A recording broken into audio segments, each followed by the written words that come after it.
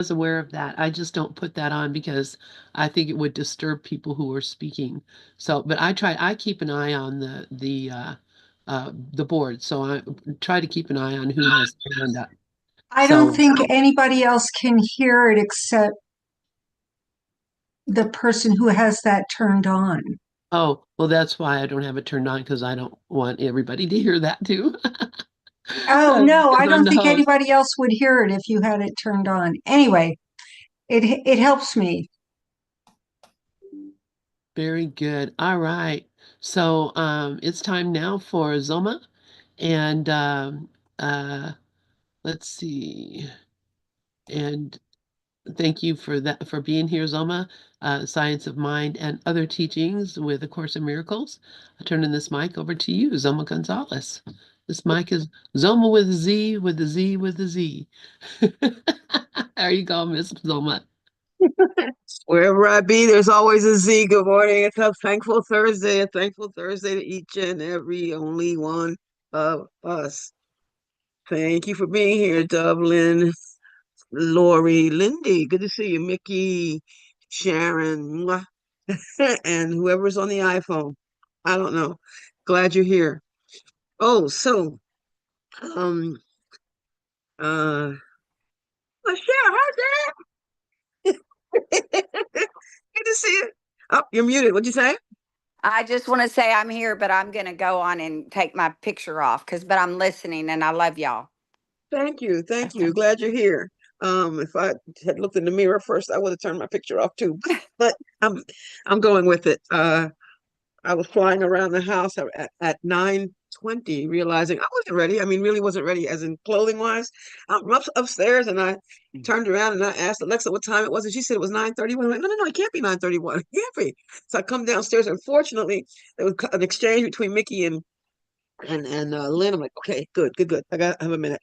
I have a minute. Anyhow, um, hi, hi. So so let's see. Only a few couple people know this, but last Friday I decided that totaling my car was a good idea. I must have I must have decided wrongly. No, I decided that totaling my car was a good idea because no, not because I didn't want to go to work. I didn't want to go to work. Yeah, that's right. I totaled the car. So I didn't want to go to work. Keep forgetting this, keep forgetting to say about that sort of thing. Because when I say I don't want to do something, then something kind of gets in the way for that to happen. In 2018, I said I didn't want to go to work, and I went to go to, fell off the top step and ended up tearing quadriceps and retinacular and a whole bunch of stuff in my right leg and got nerve damage and all that kind of nonsense. At least that's what my body that's what happened to my body. It's not that's not me. But so last Friday I said, it was first of all, my start time is 9 a.m. If I choose to be on time. It, what's good about having a neurodivergent brain or the kind of job that I have, whatever time I get there, it's 8 hours.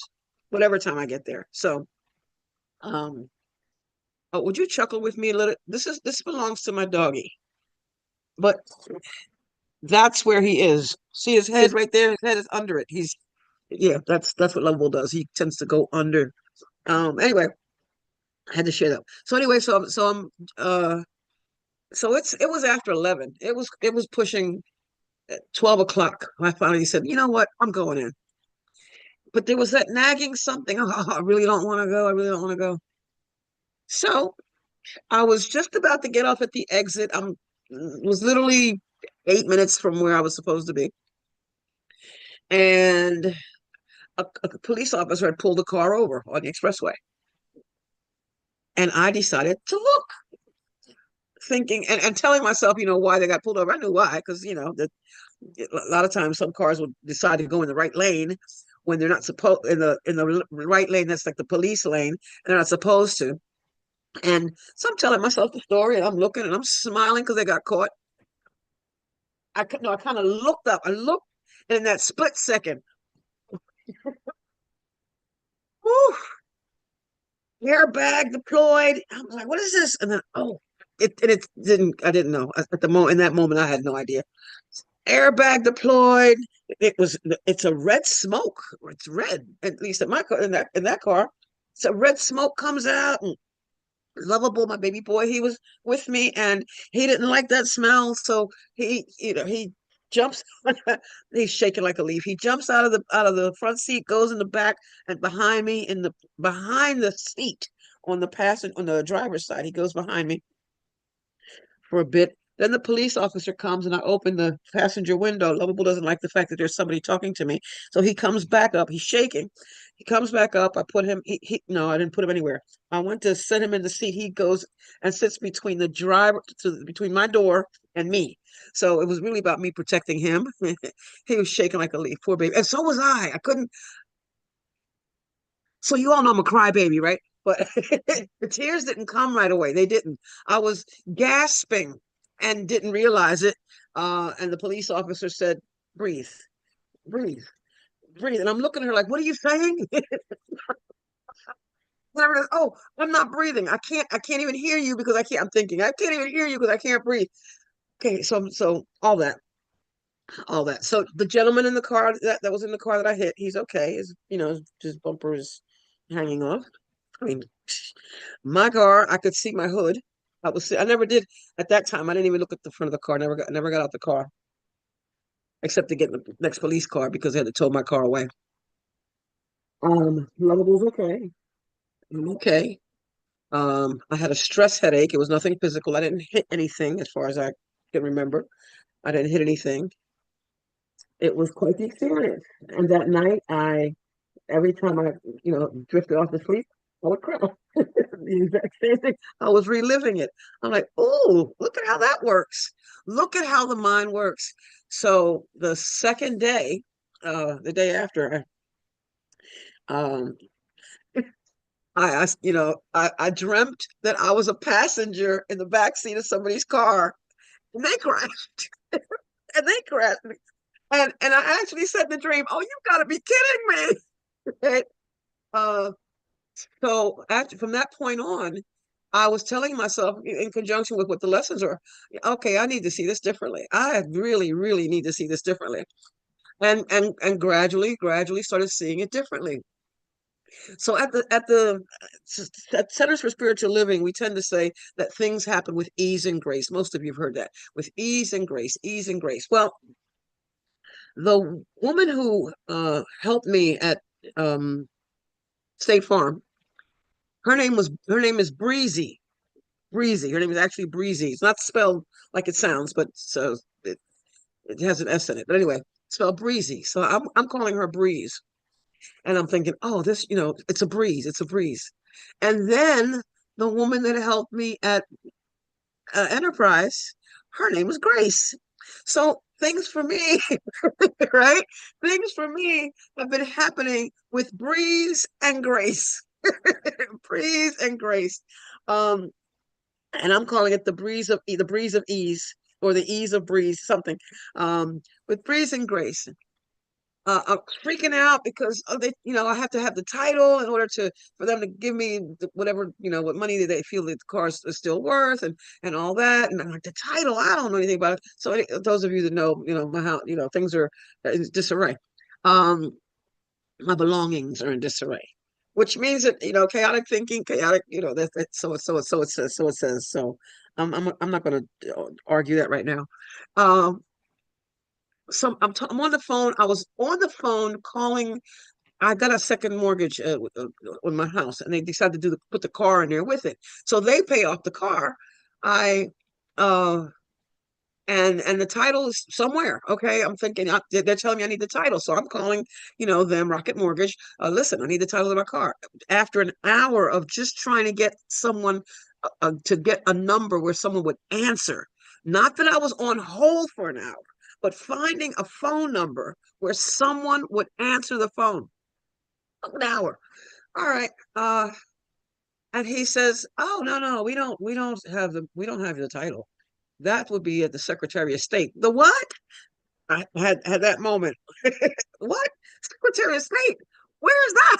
Where is that right now? No, that's a what, but So then he says, well, no, so Rocket Mortgage, we paid off the loan company, Truist. We paid off Truist. So that would be between Truist and you.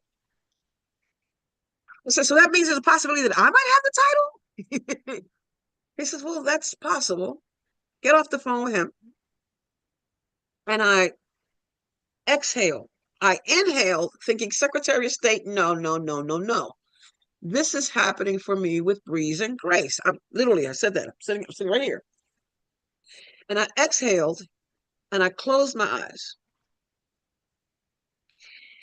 I swear I didn't sit here longer than a minute. I got up, went to the dining room, went to this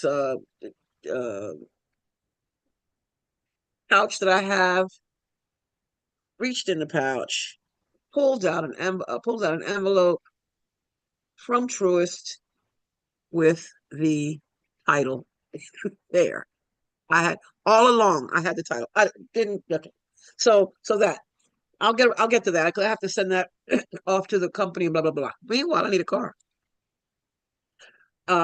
They gave me the rental was an 8-passenger something or another for Lovable and Me. No, not going to happen.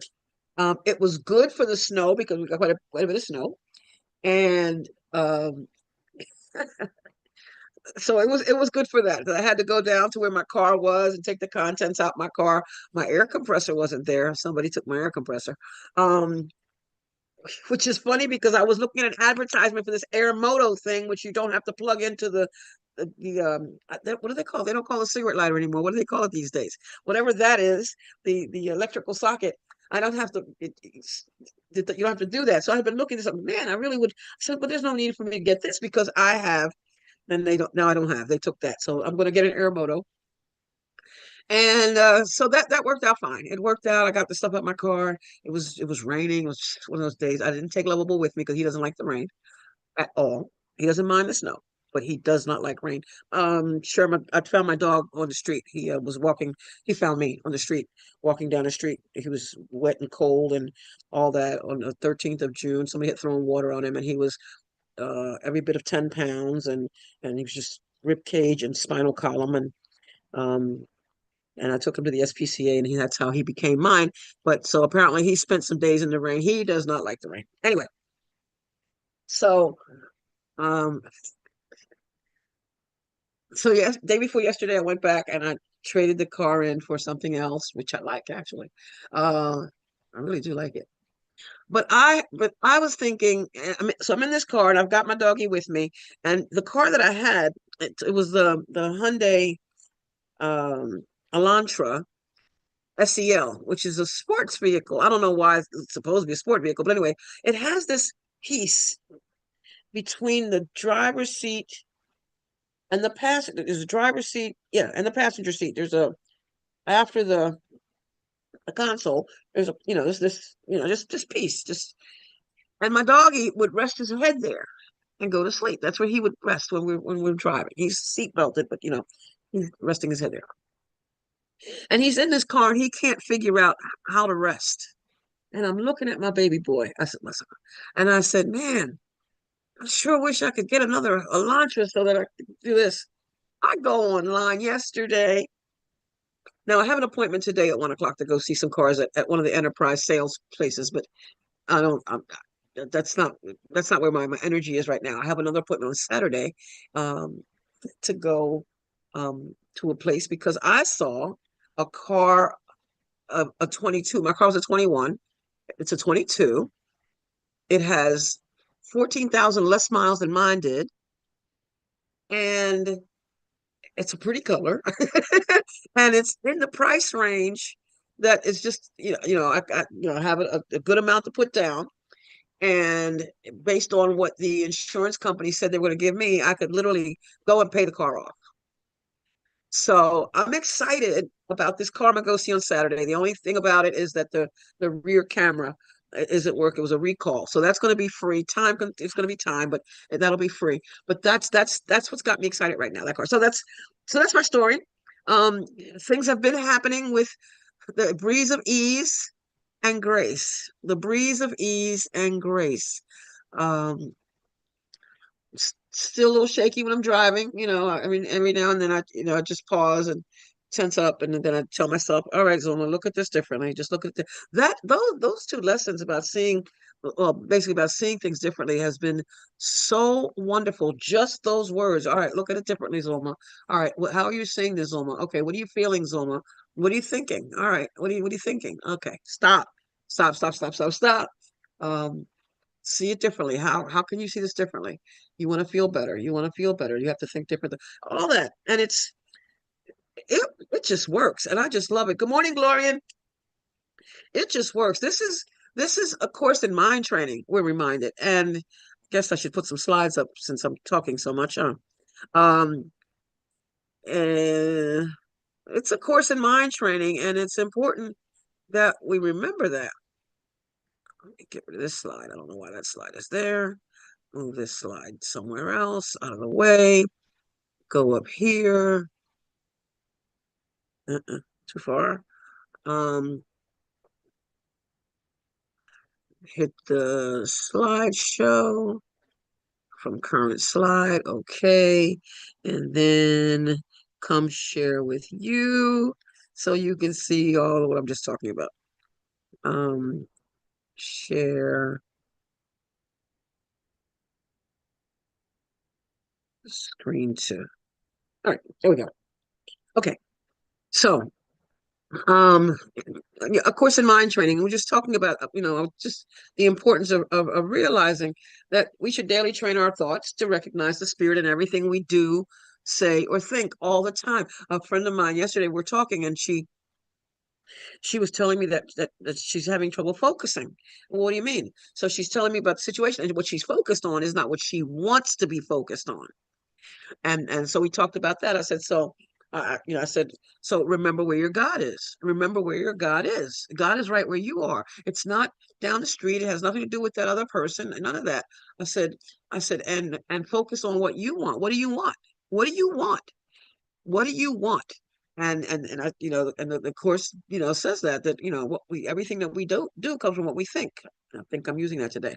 But if we recognize spirit in everything, and that'll be our next conversation about recognizing the spirit in her, recognizing the oneness of who she is in conjunction with her, so that she can, let that thing go.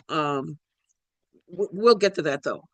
But if we're seeing spirit, if we're recognizing the spirit in everything we do, say, and think that we are, then we are remembering that God is in everything we see, because God is in our mind, as per the Course in Miracles. God is in our mind. So there's no other way. There is no other way, because to try another way would be to be a complete failure. There's no other way, because there's only God, and that's all. There's no and. There is no spot where God is not. There's no and.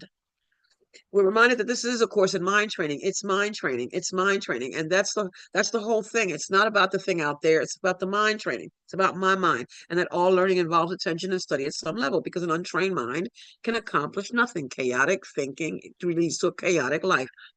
To learn how to think, Dr. Ernest Holmes reminds us, is to learn how to live. And Christian D. Larson says that we naturally become master over all life when we can understand and master the process of thinking. I have a tendency, when I'm feeling restless and need to calm down, to go online and look for funny t-shirts, t-shirts with writing on them. And I came across this one, and I thought, I'm often mistaken for an adult because of my age. And I related it to the course, or or rather to the teaching period, because we think we know stuff, and we don't. Oh my God, we really don't. And sometimes we say things, and don't know what led us to do that.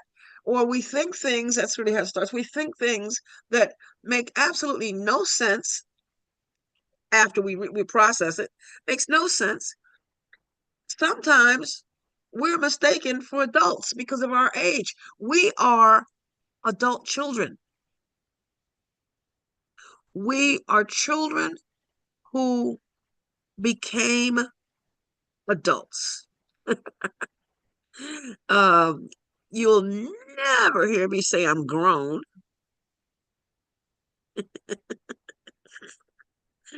Oh, Mickey says she's mistaken for an adult too. Um, but I've accepted, the fun part of me. This is it. This is what you see here. This is it all the time. Um, not the drama, not so much of the drama that you see. I go into calm states, but I intentionally carry a pleasant way with me. That's just it's always been, according to mommy, it's who I've always been. And I'm grateful for that. I really am grateful for that, because I attract people. And I used to, well, I do. I'm very grateful, very, very, very grateful for the family that I have. And I may have said this last week, but I'm saying it again anyway. Um, the family that I have, the family of choice that I have, because you all are wonderful people. There's this group, there's another study group, wonderful, wonderful, wonderful people in my world. And at some point I had to stop and think, well, I must be, if I'm attracting extensions of what I am, must be all right. And then I remember my worthiness, that my worth is established by God, and that's that. And I've learned to accept me as I am. That's the key. I've learned to accept myself as I am. All right, let's see what we have here. So, um, I've been listening to, last week there was talk about the ego, and I brought it up that that I never say that that I never refer. I mean, it's funny because very seldom in conversation do I even say the ego. I don't talk about the ego much. because once I read that it's not real, I'm like, well, why am I talking about this thing? It's not real. And it keeps me from focusing, putting my attention on it. So you'll never ever hear me say my ego. That's just not something I say. That's just not me. And then for those that do, right on, but it's just not me. That's the way it grabbed me, that I don't call it mine, because it's not. It's the same thing with physical conditions. Something happens, and my body is experiencing such and such. I've learned to say that. I don't, it's outside of me. The course says that the body's outside of me. All this is outside of me. I am not trapped in the world I see, because its cause can be changed. You are not trapped in the world you see, because its cause can be changed. We're thinking about all this stuff that's happening right now in the world, but the cause of my thoughts is me. The ego is only an idea and not a fact. You who made it cannot trust it, because in your right mind, you realize it's not real. We talk about all this stuff out here not being real. I'm saying out here, out there, but as clearly as I, bid everyone here a good morning when I got here, I you didn't think, oh, I'm not real. Why is she calling me out? I'm not even there. No, nobody thought that. Nobody thought that. It's not that the out there stuff is not real. It's my thinking that's not real. And therefore, everything that comes from it, because it's part of my illusion. It's because of the way I'm seeing it. I'm living in a world of perception. So the ego, the course teaches, is a wrong-minded attempt. It's an attempt to perceive yourself, to perceive myself as I wish to be, rather than as I am. It's a wrong-minded attempt to live in wish world. It's a wrong-minded attempt to be in fantasy. Synonymous with the word ego is self with a small s. Everyone makes an ego or a self for himself, which is subject to enormous variation because of its instability. We already decided it's not. If it's only an idea and it's not a fact, how can it be stable? Ideas change. Ideas change, except the idea in the mind of God. The idea of the mind of God is unchangeable, unalterable, it says here. So that ego that's not a fact, that's not real, that ego also makes one for everybody else, for everyone I perceive, which is equally variable. Oh, well, today you're so sweet and tomorrow you're not. And you were here last Thursday. Why aren't you here this Thursday? What's happening? Why aren't, why the differences? Why aren't you, paying attention to me or all that? Their interaction, that is the interaction of what I have made not real about myself, this not real me, which I have made this not real you, is a process that alters both of us. Because ultimately, I'm not seeing you for who you are. It goes back to that first one, perceiving myself as I wish to be, and perceiving you as I wish you to be, not as who you are. So this interaction is a process that alters both, because they were not made by or with the unalterable. It's not part of the creation, because nothingness is not part of the creation. The ego is nothing, over and over and over. The Course calls it fearful thought. The Course calls it a decision, the ego thought system. It's a decision. It's not a being. It's not an entity. It has no life. It does say that our allegiance to it makes it real. But in and of itself, it has no life.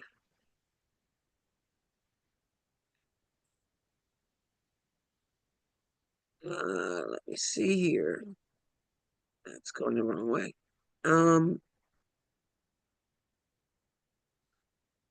So a little more about that. Well, no, actually, I'm going to leave the ego part alone, the ego of itself alone. I'm going a different direction. So I want to talk about consciousness a little bit. I'm in different places today. I've been taking my time, and I'm going back to the beginning of the book, and I'm reading slower than ever, and seeing things like, oh, I didn't notice that before. Oh, wait. Okay, so the Course teaches that miracles, and this is all Course in Miracles right now, that miracles are genuinely interpersonal and result in true closeness to others. Revelation unites us with God directly. Miracles unite us directly with our brother. But neither revelation nor miracles come from consciousness. They don't originate from consciousness, but both are experienced in consciousness. Revelations and miracles are both experienced in consciousness. So that to me says, wait, no, consciousness is important here. Wait. Because important on this plane, in this form. It's important. Because the truth is that spirit is in that state of grace forever. So spirit already knows, and that's what I am. Spirit already knows. But in this form, I've limited myself. So I have to get these revelations. They're coming from within. And I'm like, oh, we have these awesome moments, these moments of awe. And then something, like breezing grace, things like that, and finding a title and things like that occur. But all that's in form. And all that is experienced in consciousness. So the Course teaches that consciousness is the state that induces action, but it doesn't inspire action. Consciousness induces action, but it doesn't inspire action, because later on it teaches that just because I have a conscious thought, I'm in a moment of consciousness, doesn't mean that I'm just going to get up and act on it.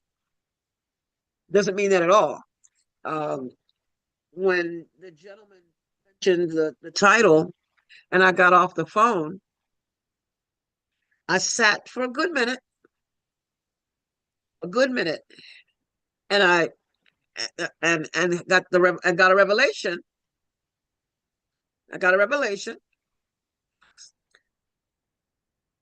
and then the miracle, because I was able to get up and go walk right over to the thing.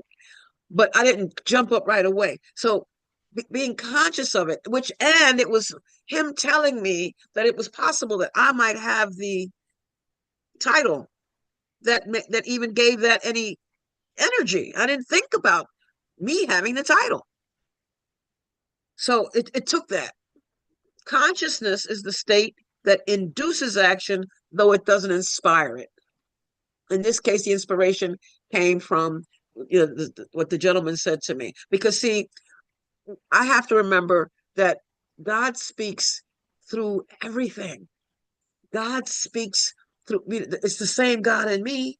The same God that is me is the same God that is the gentleman that I spoke with. Daniel was his name. It's the same. It's the same. So all things are lessons God would have me learn, that life would have me learn. So I have to sit still and ask myself, okay, what's the lesson? Even with the car, what's the lesson? What's the lesson? It's interesting. I'm not freaked out about the fact that the car is gone. I'm more excited about the car that I'm going to get. And I want to get a car. It's not a new car, but it'll be new to me. I'm excited about that. So I actually am. The course says that revelation induces only experience. So revelation induces experience. These are interesting words, and there's nothing in the course that's there by accident. We read sentences and we pass through them, and you hear this, oh, chapter 1 is so this, that, and the other. The first 5 chapters or so, first 6 chapters are, it's not this, and it's so hard to read, and this, that. I didn't find that. I'm grateful that I started reading the course on my own, that nobody told me that. Nobody told me that the first few chapters, that it took Helen a while to get used to just writing with ease and grace. Nobody told me that. And when they did, I still didn't buy it, because if it wasn't for the beginning of the book, I wouldn't be able to understand the middle of the book. And then the end of the book, it wouldn't have been possible. I needed these terms to get it. This whole thing about consciousness and miracles and revelations and the principles. Come on. Principles are at the beginning of the book. And granted, they're explained throughout the book. And there's my Karen. Hi, my Karen. The principles are explained throughout the book, but they're at the beginning. And they're at the beginning for a reason, because it's giving me something to think about right from the start.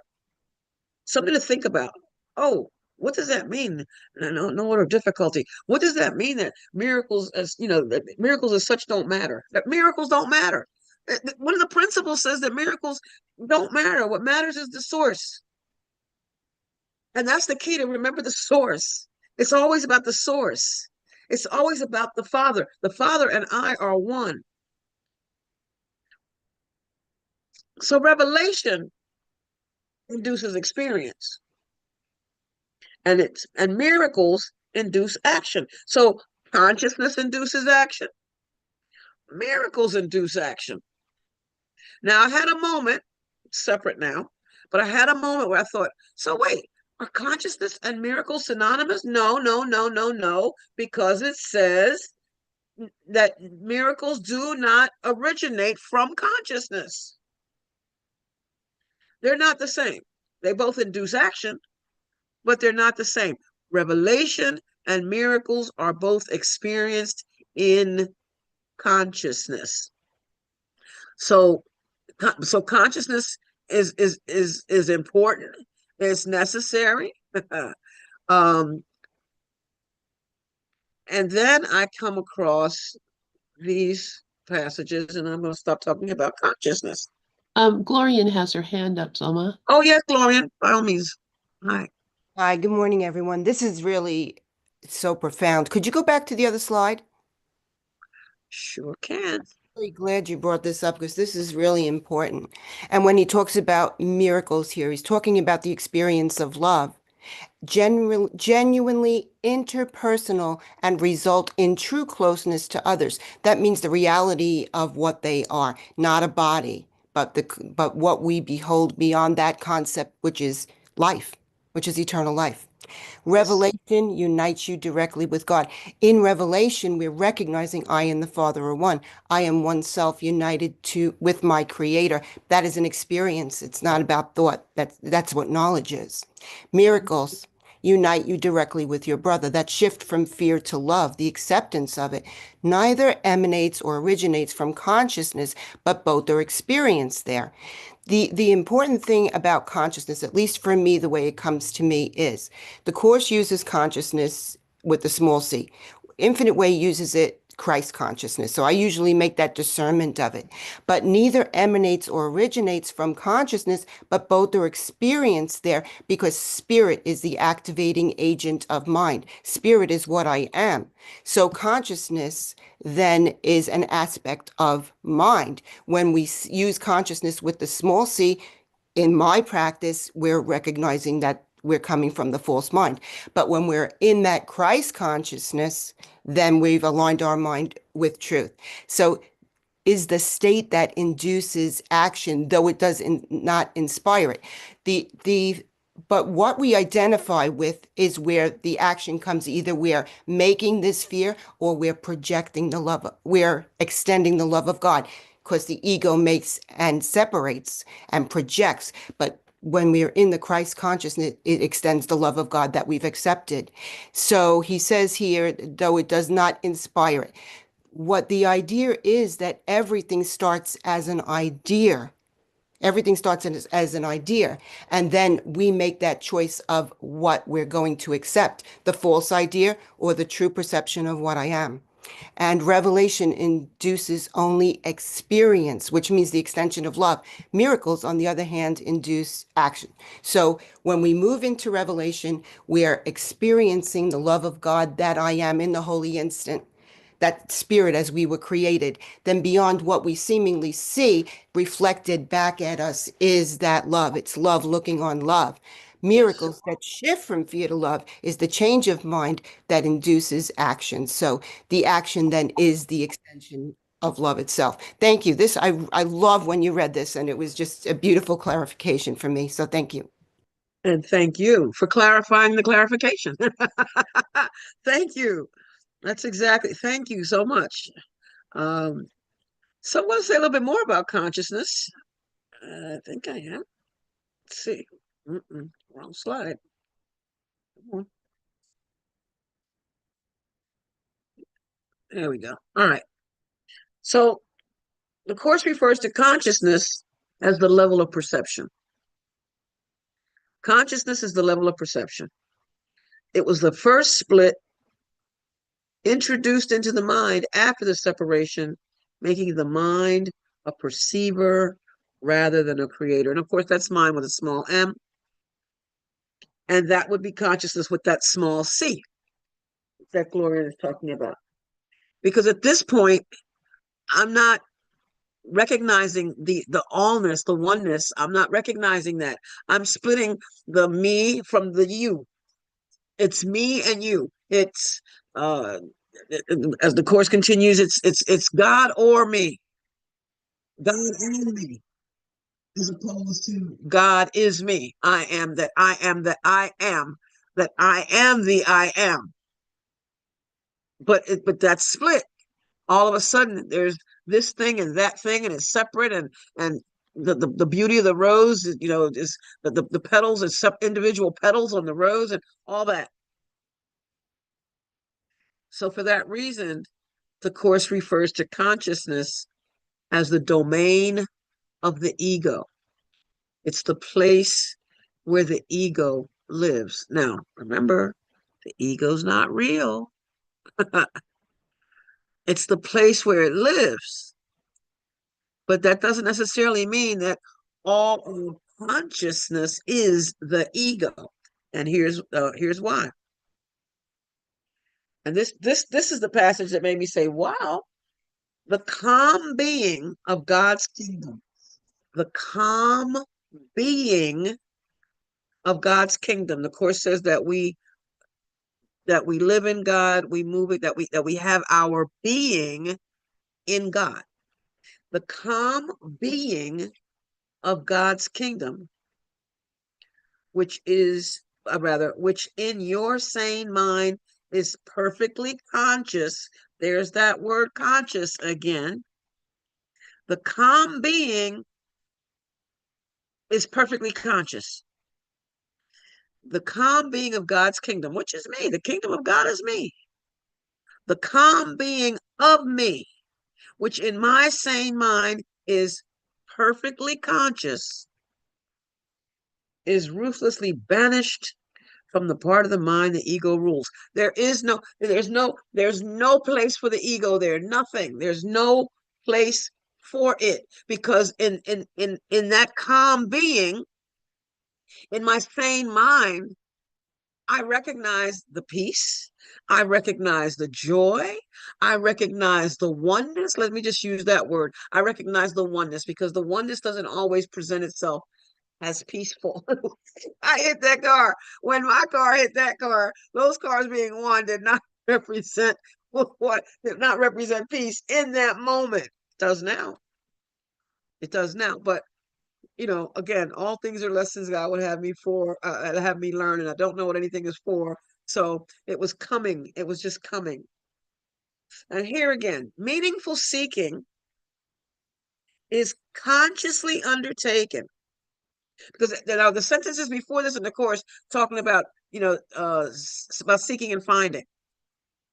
Seeking to find. Meaningful seeking is consciously undertaken, consciously organized, and consciously directed. That word is, we cannot, take that word consciousness and like throw it to the wolves. We can't.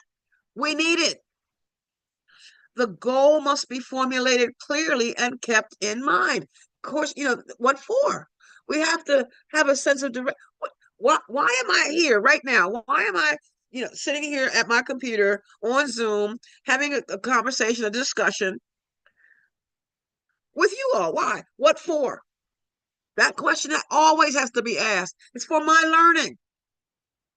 And I appreciate that, because to teach is to learn.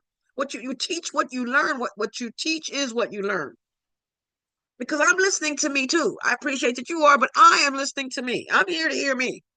When I'm sitting here going through the Course or going through whatever book I'm going through and putting these slides together, I'm having mind-blowing experiences. I'm wishing at that moment that I could just pop on and say, oh my God, listen to this. Learning and wanting to learn are inseparable. Learning and wanting to learn are inseparable if you really want to. Because we say, oh, I want to, oh, I want to, oh, I want to, and then we don't, right? Well, this is why that whole thing about sacrifice is meaningless, because we actually do what we do. We even do what we say we don't want to do, but we're doing it. So apparently I wanted to do it, like going to work. It would have been just as easy to call out. So I did what I wanted to do. And I had a reason, to learn about breathing, to have this experience of breeze and grace, to have the experience of just being able to walk over to that title, to have the experience of shopping for you have no idea. There's more to that, even that. The goal must be formulated clearly and kept in mind. Learning and wanting to learn are inseparable. You learn best when you believe what you are trying to learn is of value to you.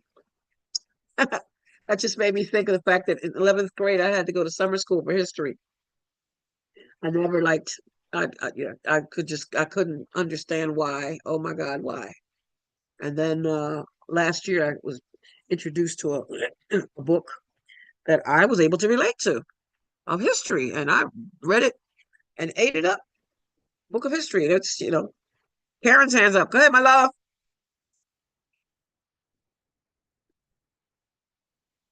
Hey, Zulma, thank you for sharing your experience with your accident, and what you just said about, it's a gift. It turns out to be a gift. And I went through a similar experience and I shared it with you before when I broke my foot. And what I learned too is that, you know, I don't have to feel guilty. Okay. So it's like, if I don't want to do something, say I don't want to go to work, I'll use your example. If I don't want to go to work, rather than go to work with that feeling of anger, angst, whatever you want to call it, not wanting to go, but going anyway. And for me, it would be out of guilt, just not go, and that's my lesson, not to do something that I don't want to do, but with in a loving way, not in a mean way, not in an arrogant way, but just in a loving way, and just be kind to myself and love myself and say, you know what, I just don't want to do this today. And because when I do, I know usually something like breaking my foot happens or getting in a car accident happens. So I just wanted to say the guilt part of it, I think, is unconscious. I don't know if you ever thought about that, but I mean, I think it's something that's there. And I just wanted to point that out. Thanks. Thank you. For me on Friday, it was a feeling of obligation because I don't go back until Tuesday. And I was, oh, if I don't, he won't have he won't just grab he'll just grab anything to eat. I just want to make sure that he has healthy meals. It was a feeling of obligation. And the fact is, well, I didn't go to work that day, right? The POA ended up going, not that day, maybe the next day. There was plenty food for them to eat. That wasn't a question. It wasn't that he wasn't going to eat. Just wasn't going to eat what I prepared. And don't you know that I walk in there yesterday, and some of the stuff that I prepared, he still hadn't eaten anyway. uh, Still hadn't eaten from when I was there before last Friday. Um, and yeah, and if I think about it, take it to guilt. I mean, if the feeling of obligation was already this decision not to want to, so that meant I wasn't feeling, it's either innocence or guilt. I get that, and I would have to go deeper than that to. But yeah, I didn't see that, but um, nevertheless, I realized that my services aren't necessarily needed. There's going to be a way. I want to introduce Ralph Waldo Emerson if I haven't already. Um, Only to say that he was an essayist, a transcendentalist, um, uh, and a phenomenal writer. His most recognized essay is called Self-Reliance. Phenomenal piece of work. Born in 1803, passed in 1882. And I'm using him because I have a couple of his quotes that I wanted to bring up. Ralph Waldo Emerson wrote that thought is the seed of action. Well, we know that. Thought is the seed of action.